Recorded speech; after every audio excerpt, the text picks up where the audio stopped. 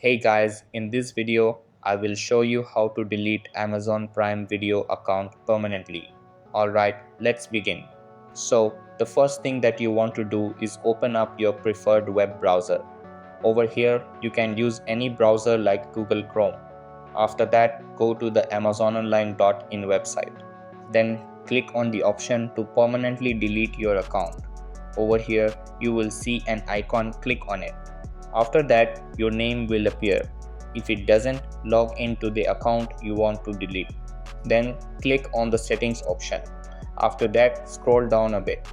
Over here, you will see the My Account option. Click on it. Then you will see two options, delete account and sign out. If you want to delete your account permanently, click on delete account. After that, you'll see the close your account option. Over here, give a reason like I have another account and tick the yes checkbox.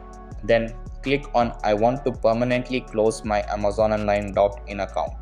After that, you will see a confirmation required message. Click on confirm this request. If it comes via SMS, click on the message option. Then click on confirm account closure.